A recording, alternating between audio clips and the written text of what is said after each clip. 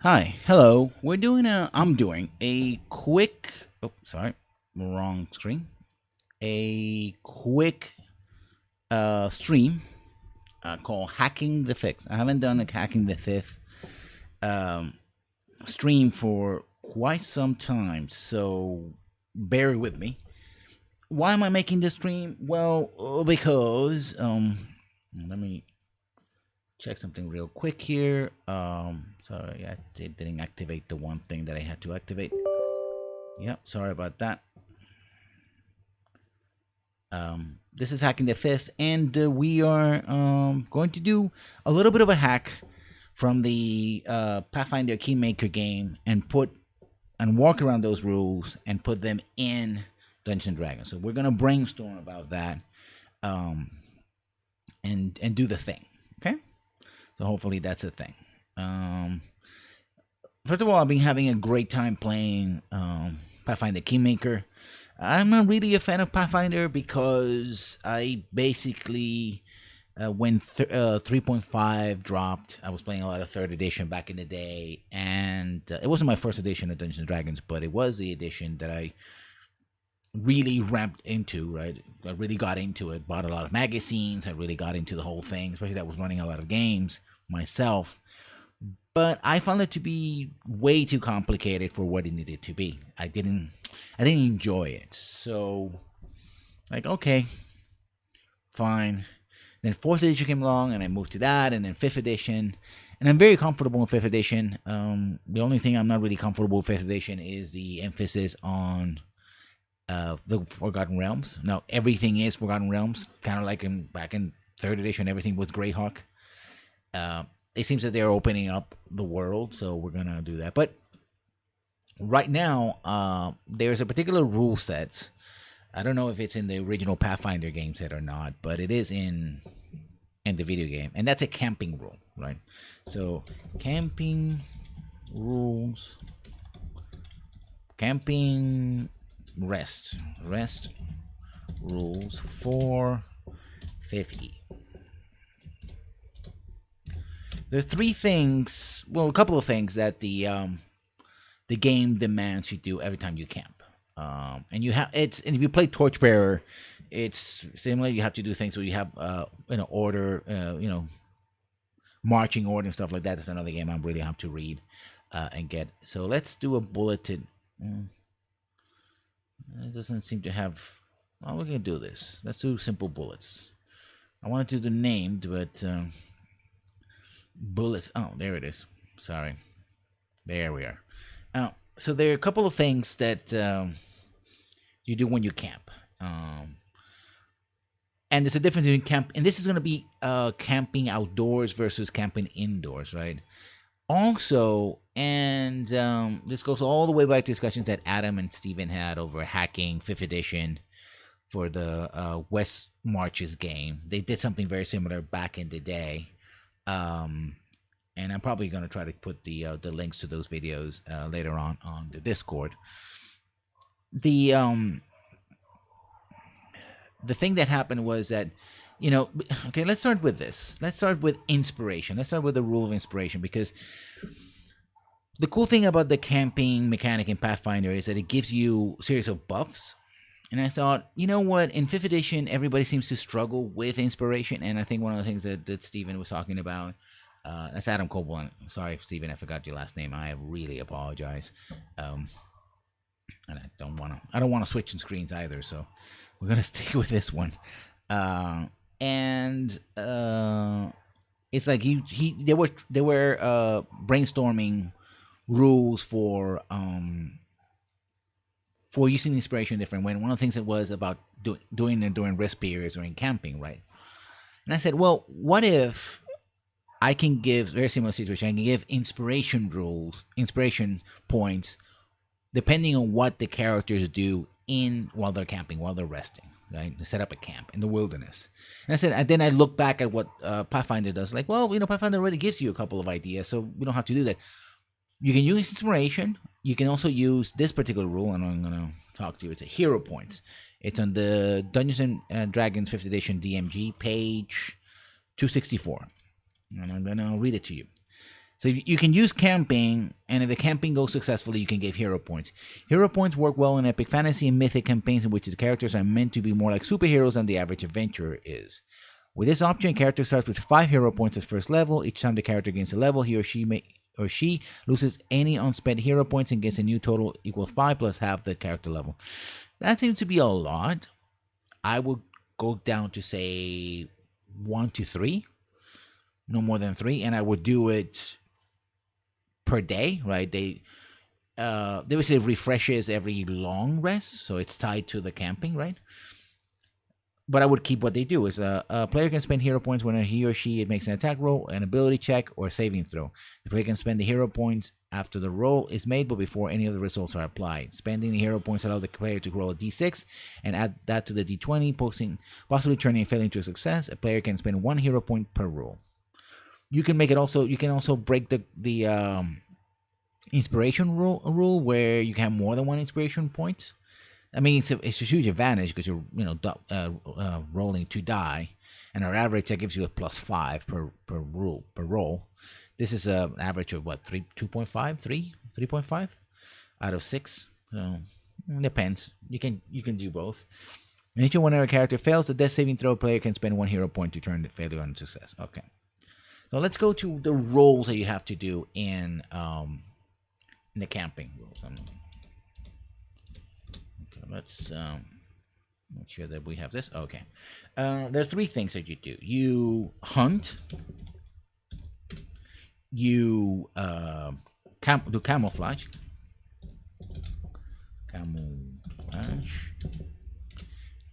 And somebody stays up and just guard.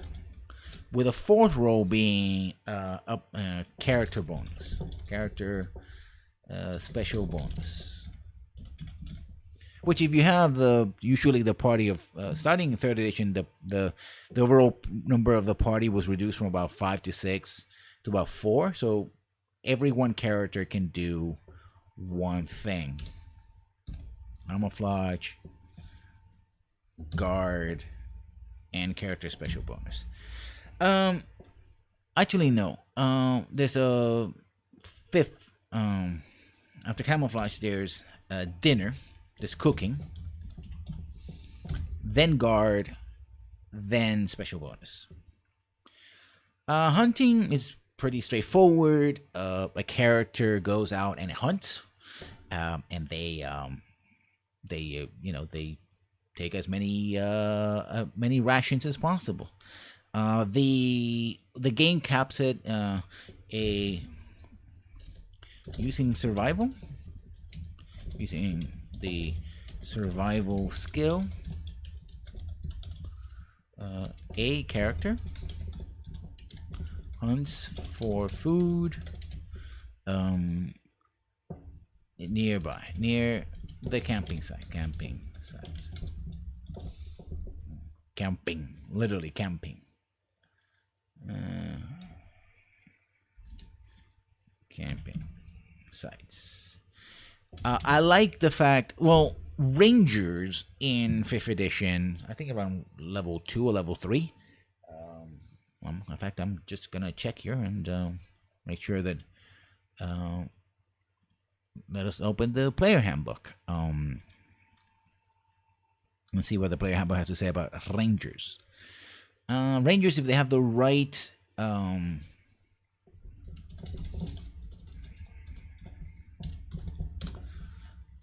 build, they don't have to essentially make survival rolls. So they could automatically get food, and there's other ways to get food. There's spells and stuff like that. But if you don't have any of that, or you want to be more realistic, you can just have people hunt every so often, every day. According to the game, hunting will yield you between 0 to 6 rations, a ration per person. And you need 6 rations in order to have food.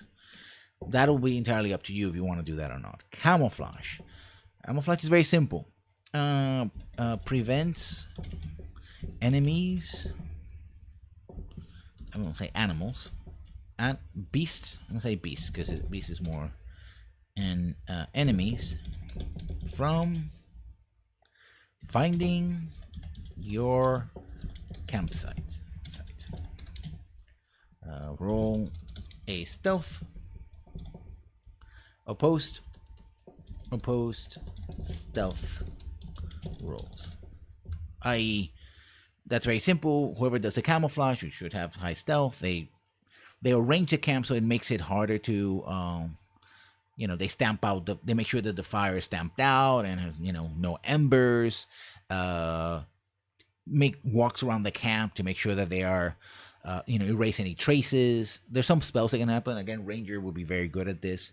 Remember, this is wilderness adventure, and a cool thing about this is it actually makes rangers be cool, because rangers are still seen as sort of the weak link in the warlocks. If you don't make it, warlocks can be either overpowered or powerless depending how you make them, but really rangers consistently are like they're the poor relation. They don't have enough spells to compete with a druid or nature cleric, and they don't tend to have the kind of DPS that makes him or the area control, stuff like that, compared to a fighter or rogue or anything else. But this will make them very important, right? That's sort of the pathfinder, the guide to players in the wilderness. So we should check the. What do you mean it doesn't? Ranger.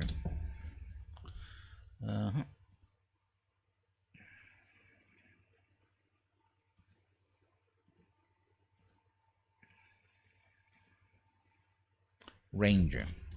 Independent adventurers. Favorite enemy. Natural explorer. I'm gonna read the rule for natural explorer here. It's on the page 90 of the PHP 5th edition. You're particularly familiar with one type of natural environment and are adept at traveling and surviving in the region. Choose one type of favorite terrain: Arctic, coast, desert, forest, grassland, mountains, blah blah blah. Travel for 1 hour in your favorite terrain, you gain the following benefits. Difficult terrain doesn't slow your group travel. Your group can become lost except by magical means. When engaging in other activity while traveling, such as foraging, which is hunting, right? Navigation or tracking, you remain alert to danger. Traveling alone, you can move steadily at a normal pace. When you forage, you find twice as much food as you normally would. So,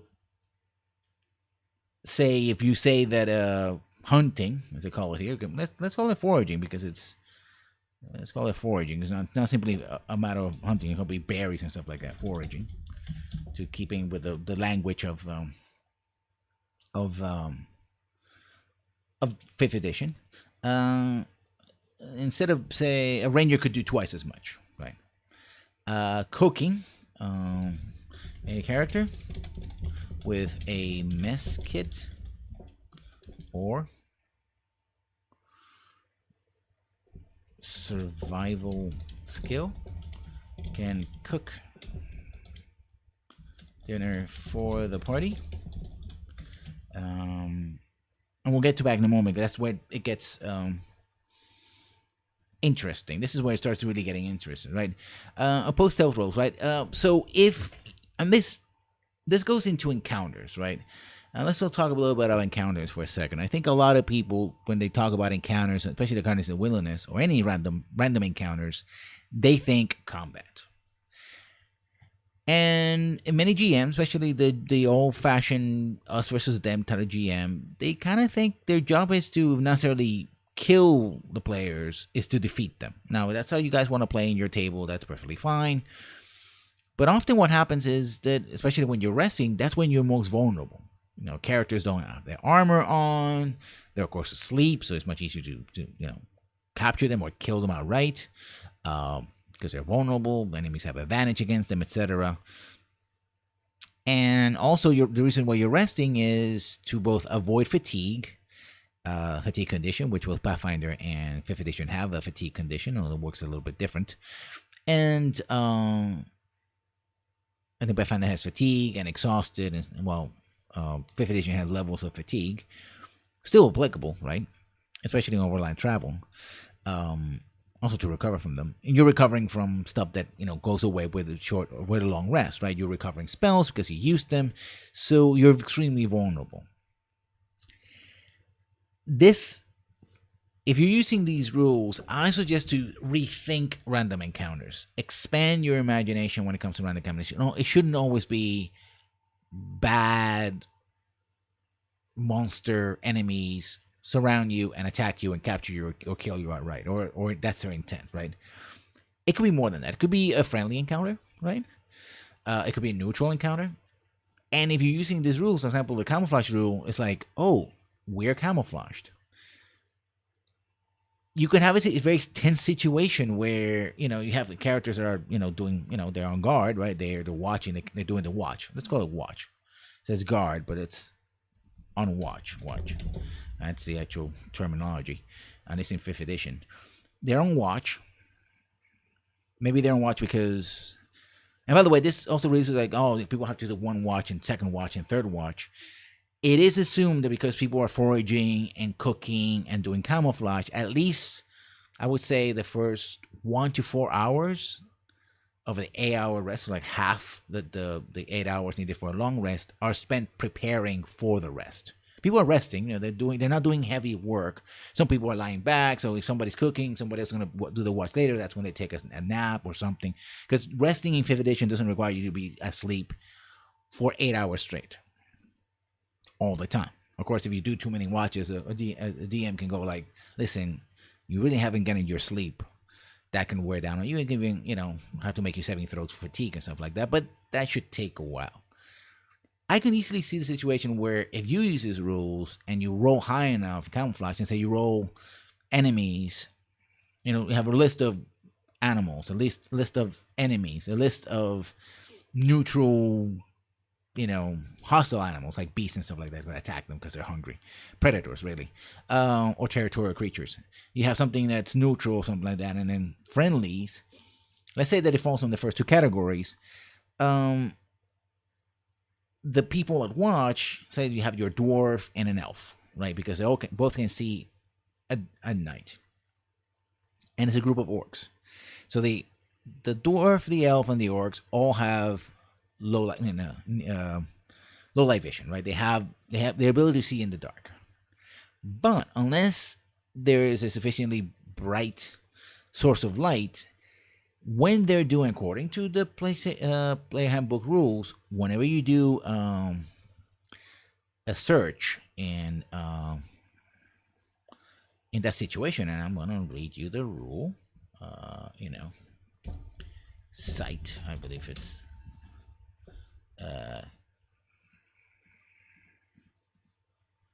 concealment. It's concealment. Okay. Cover. Let's look at the cover rules and cover and concealment. Cover. I was gonna say a lot of recover, but I don't want to waste my time on that. Just a quick.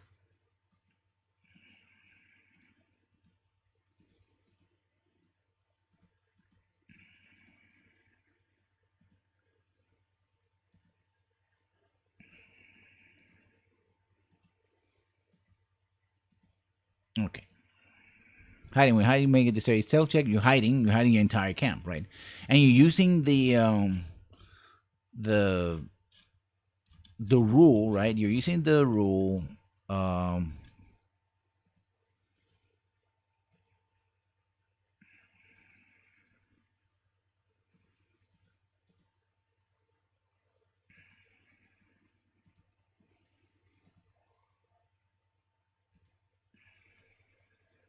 Okay, dim light.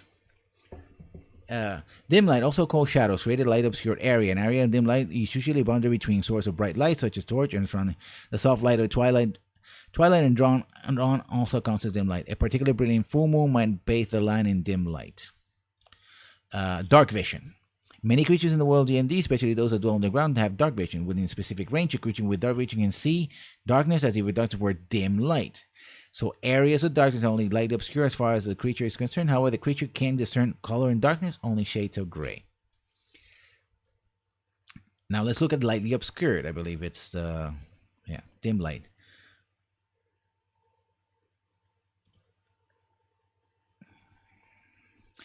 A given area might be slightly in a light obscure area such as dim light, patchy fog, or moderate foliage.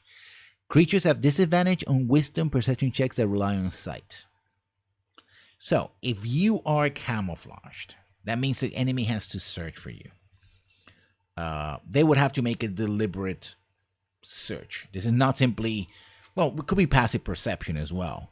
But because it is dim light, unless they're using a torch or something like that, then they won't have a limit. And that would actually be why orcs would carry around torches or lamps, right? Because they really want to find, if they're really searching for people, they would use that. And that means that, yes, dark vision is useful, but it has a disadvantage, right? So not everybody, I'm going to make an entire...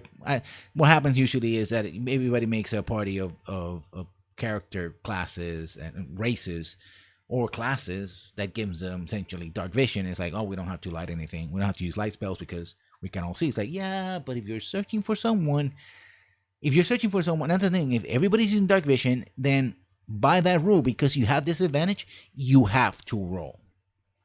Right? So let's say that this group of orcs, let's go back to the example, this group of orcs are walking around and they're just doing a patrol, but they're dumb orcs. They're not using lanterns. They're not using light spells. They're not using torches. They're just walking around because they can see. They can see, bright colors and like that, which would help identify, say, someone in armor, for example, who's sleeping. Or other forms of things, right? But they're walking around. They would have to make a post stealth roll versus what you roll on the camouflage, right? And they would have disadvantage, right? In theory, also the watch would also have disadvantage, but they're on watch, right? So we can say that, well, they're alert already, right? And perception checks, opposed stealth roll versus perception. That's why perception. Why is it's not? It should be a post roll.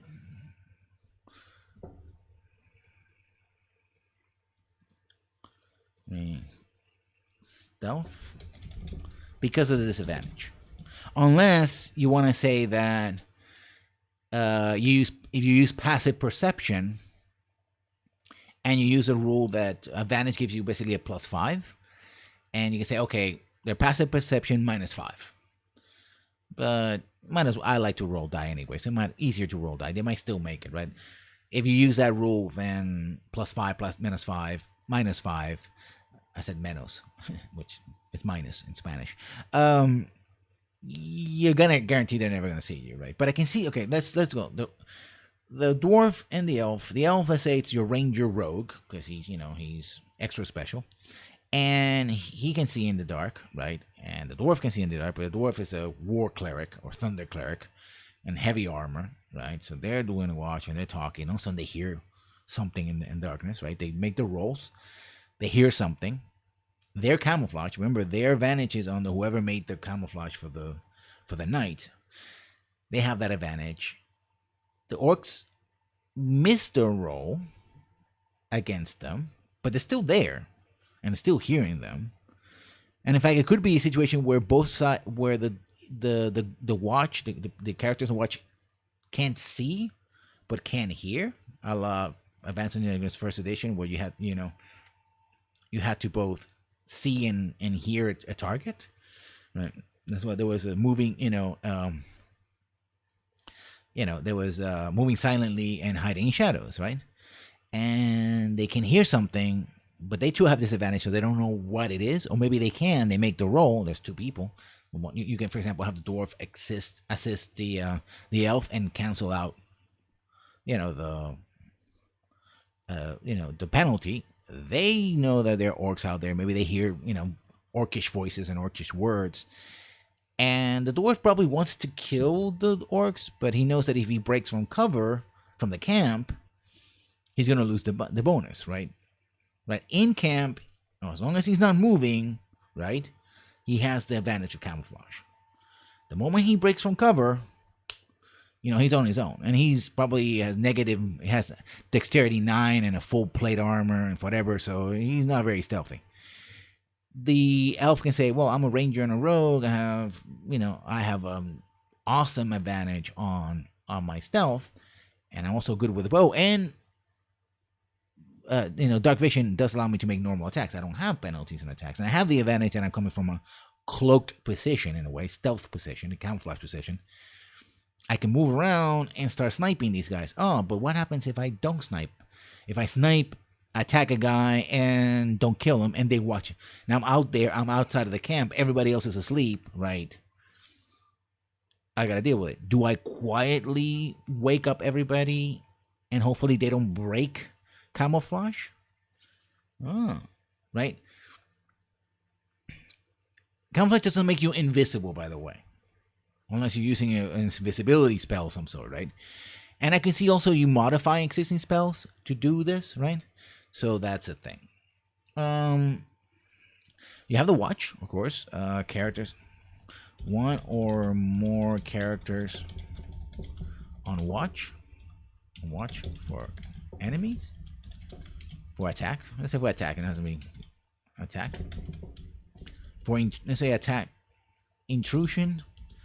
Intrusion or attack. And there's spells that help you with that. And then the special character bonuses. Now let's go back to cooking, because one of the cool things about this rule set is that you can choose to have several bonuses attached to how well the food is being cooked, right? A hearty, as it's called, a hearty meal can give the party a bonus for either the next 8 to 12 hours, or a bonus to their next encounter. Here you can say that literally a good meal, the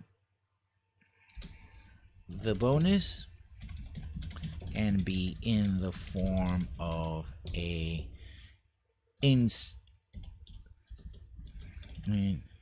point of inspiration, and it's capitalized because it's a rule thing, or one or more hero points.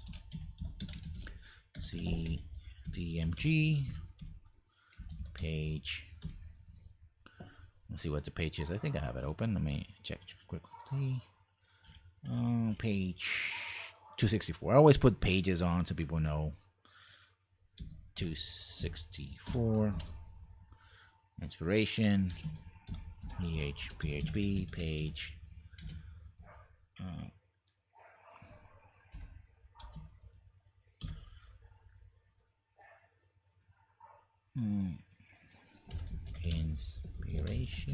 Inspiration.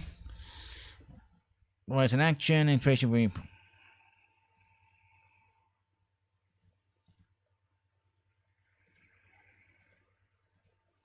Okay. Inspiration. Page. What's the page? 126. Page 126.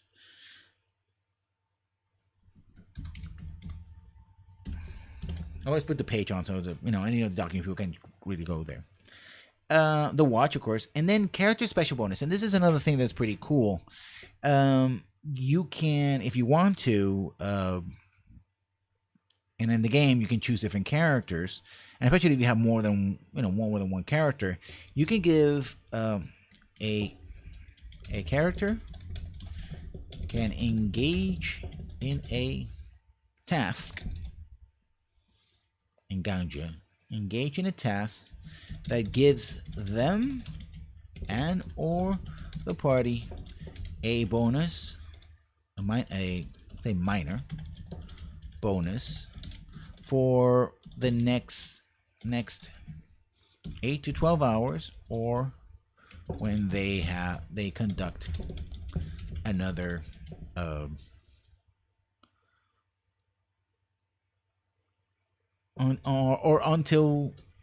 until their next rest, short or long, depending on the power. So I think this is the one that is very interesting. For example, there's a character called Valerie. Valerie, she's a fighter. She's like the ultimate fighter. She has this huge tower shield. It's called, really, it's like a, like a door. It actually almost looks like a door. It's like she has a door strapped to her arm.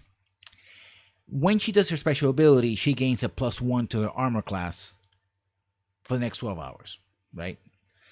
That's a very limited advantage. It's very small, but she's the tank. She's literally the tank in the party.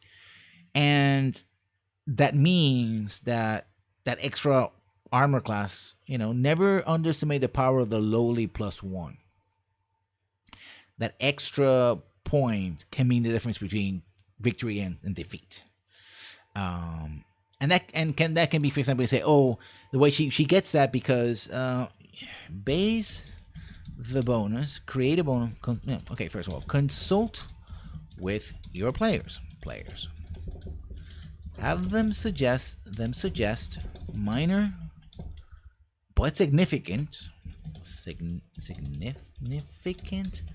bonuses based on their character, class, background, or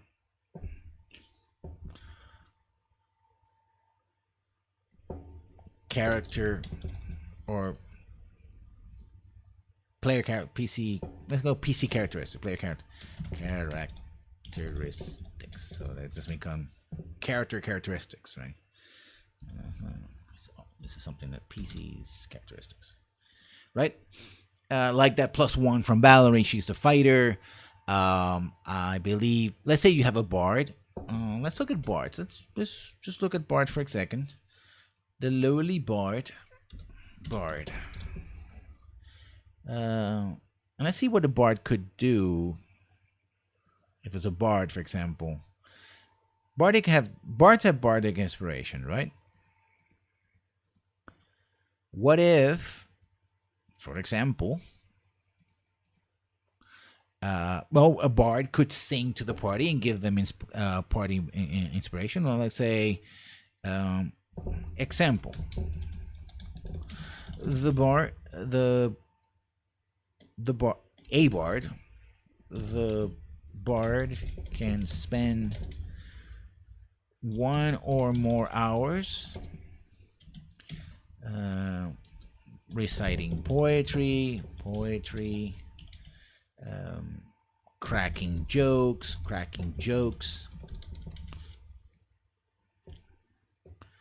telling sagas, epics, or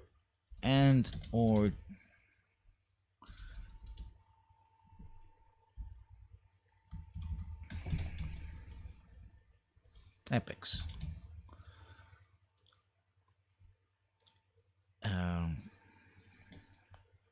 A successful charisma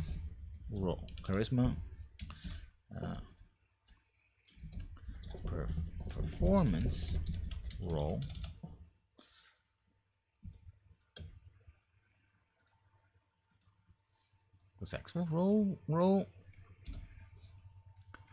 grants inspiration to the party. A point of inspiration, which should, and this one is conditional. And by the way, this one is not like, oh, you have the point of inspiration until whatever do you use it. No, that lasts like anything else. It lasts up to 8 to 12 hours, or till the next rest. As for that lasts between 8 to 12 hours, or the party's next long rest, right? That way, it's a good bonus. It's a one-time bonus. It makes sense for the bard to inspire them, and so literally they have bardic inspiration and stuff like that. Or you can modify an existing ability, which is what I was looking for in the beginning. Bardic inspiration, cultural lore, Song of Rest. Beginning a second level, you can use soothing music or oration to help revitalize your wounded allies during a short rest. If you or any friendly creatures who can hear your performance regain hit points at the end of the short rest, each of these creatures regains an extra 1d6 hit points. The extra hit points increase when you reach certain levels: D8 at 9th level, D10 at 13, and D12 at 17th level. You could do it so it's a minimize Song of Rest. In fact, you could do this so that it's a 1d4, right, instead of 1d6, and have it so that if during the next and it goes away just like the Song of Rest, it's used up on the next short rest, and if the bard then does a Song of Rest, it bumps up the number to a higher level. So say you did it during camping, and then you do the party's rest. So instead of being 1d6, it will be 1d8, or 1d8, 1d10, and then 2d12 will be 1d12 will be 3d. I think it's 4, 8. It's 3d6, right? That's the turnover because it'll be 18 max, and stuff like that, right? So that's a thing you can do.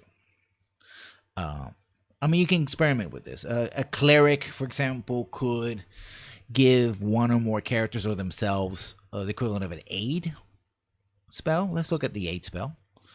Or can choose one character, and they have aid. Aid.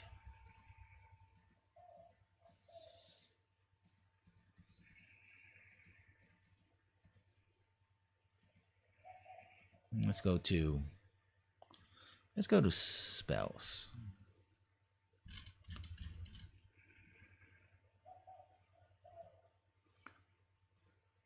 Aid. Low level spell. Or cantrip. Aid, second level of duration.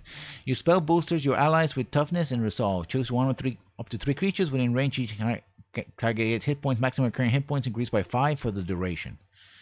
That could also be a thing about the food as well, right? Someone prepares a food. It's like, oh, what bonus do I give them? Well, let's say it was a hearty meal, so they get a bonus equivalent to an aid spell, right? It's a significant bonus, but not one that will make you invulnerable.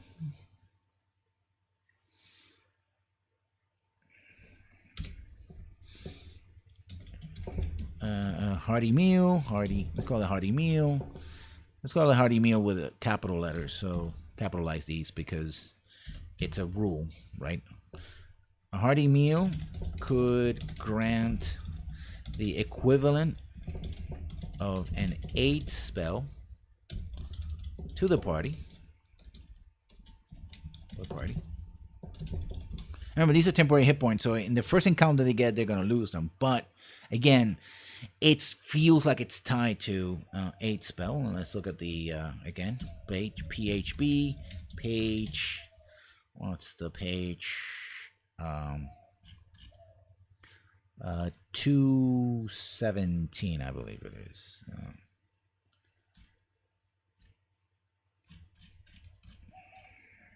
211. Page is 211. 211. So the party, right? Everybody ate well, etc. And those are just ideas you can have. You don't have to do anything. And finally, failing a roll. If the characters fail one or more of these rolls, and in fact, you can say, say that it's a second level spell. Basically, you're substituting a spell and making it longer. So let's say that the DC is going to be 8. In order to cast a second level spell, you need to be a 3rd level caster, I believe. So a minimum of +1 to cast, so it's 9. You can say a 10. Um, you can set a DC to say 11. Okay, if you are emulating a spell, the DC for the meal should be 8 plus spell level, no higher than level 3, because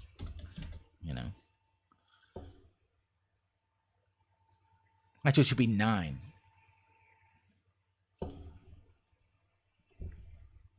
Cantrips and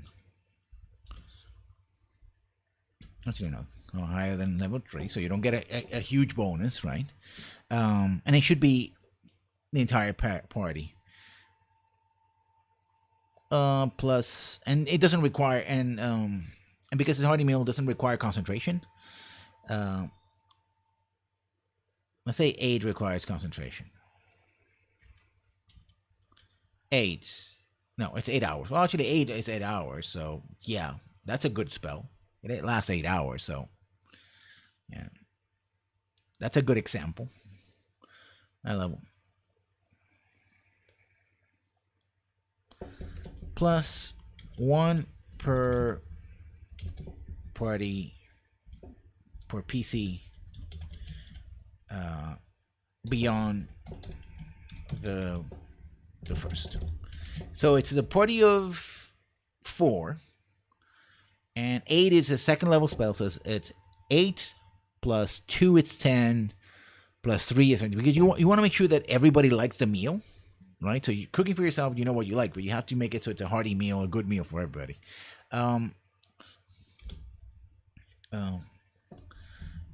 Thai cooking with foraging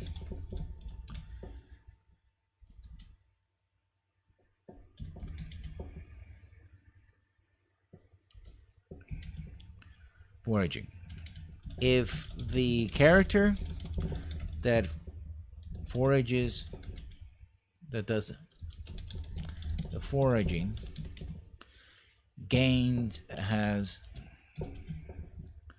finds rare or special ingredients, the stinger from a wyvern, for example, this may grants additional or special bonuses. For these rolls, they suffer penalties.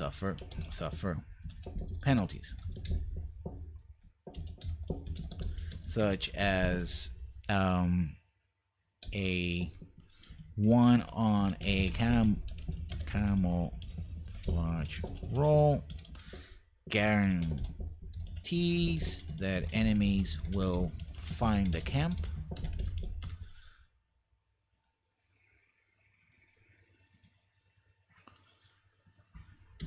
A failed cooking roll would lead to the characters being poisoned,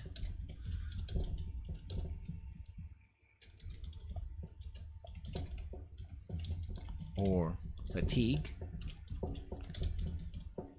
Okay, let me put the page in. Conditions.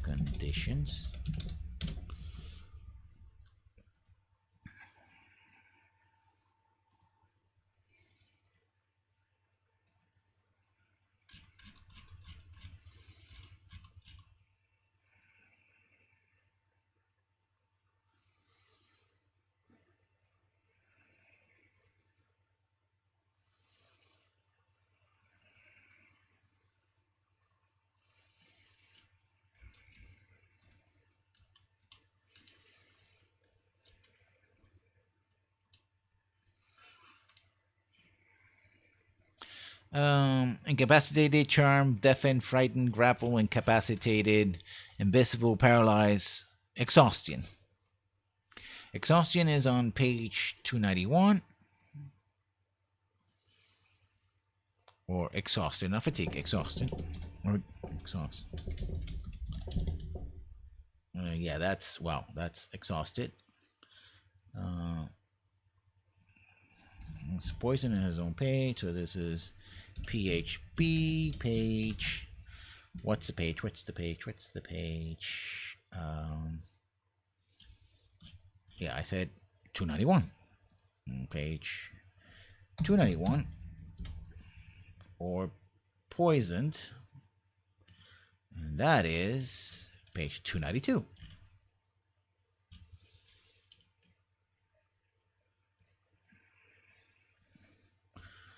PHB, page 292. Right?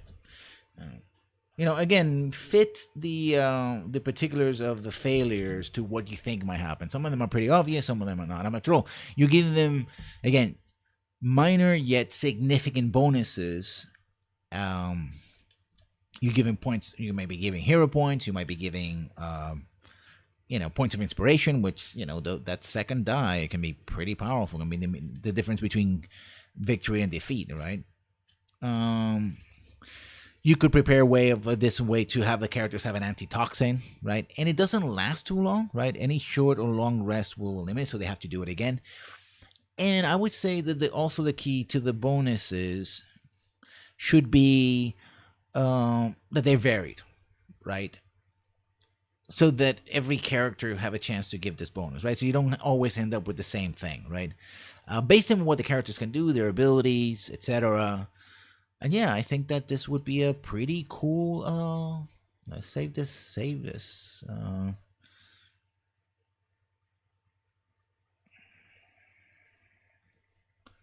Yeah.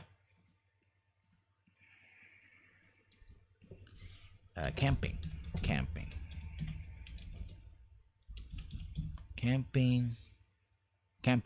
rules. Yeah, that's the file. And yeah, I think this is pretty straightforward, pretty easy to do.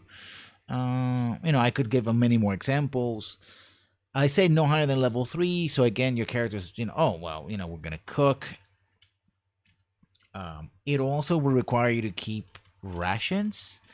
And it also serves as sort of a money sink, right? When they go to town, they don't simply just buy rations. And when they forage or where they kill monsters, stuff like that, it's not simply, I can get this, not simply a matter of, I'm going to get these scales, dragon scales, so I can, say, make a dragon scale armor, which is cool and very useful, but also in stuff like this, right? This is mostly used in... according to rules 7, you cannot forage inside a dungeon. No, these rules do not apply indoors, such as a dungeon. Since you cannot forage indoors, right? That may encourage people to go outside and do things, but it also encourages characters to go, okay, there's the dungeon, okay, let's do camp, let's prepare, and let's get ready to... And it's also a very good thing. Okay, imagine this. There's another thing about having this rule. On one hand, you can see, we're always... The player characters are always going to go outside, and you can rest inside the dungeon, right? We're always going to go outside, get the bonuses, rest 8 hours, which especially low level characters almost are going to do anyway. And by the way, this is cooking. This is not, say, using a magical item that just gives them the characters mayonnaise, the one, or the kind of gruel that they get from a cleric spell. Right, so that it literally says it's flavorless. It's just, it keeps you alive, but it's not. It won't give you any bonuses. So let's look at what's the spell. You know the spell. You know what I'm talking about. So It doesn't work that way because it's literally it's gruel. It's just like it's a slop. You just eat and it's like, well, I'm full. I'm alive. You know. It also means that when they scavenge, when you give treasure, giving treasure, especially low level treasure in the form of cooking ingredients, it's important, right?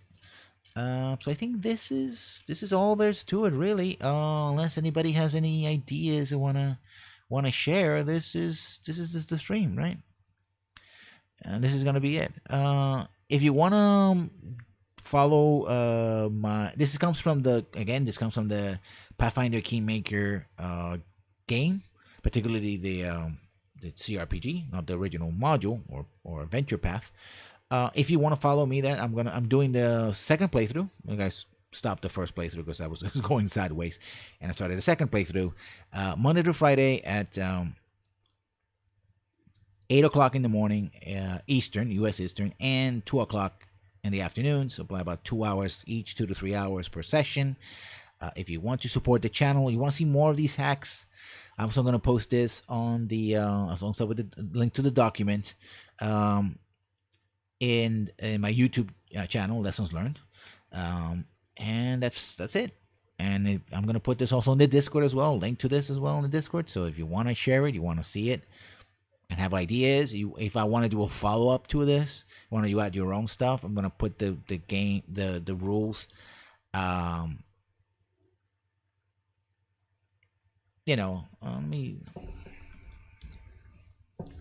let me say campaign. That's right. I'm gonna put the rules in a document like this, so you're more than welcome to see it. So thank you all for coming, and as always, we continue. If I have any other ideas, other little games I want to play in the weekends, I'll probably post them up, and so you can see them on the Discord. Thank you all for coming, and as always, we'll see you when we see you. Bye bye.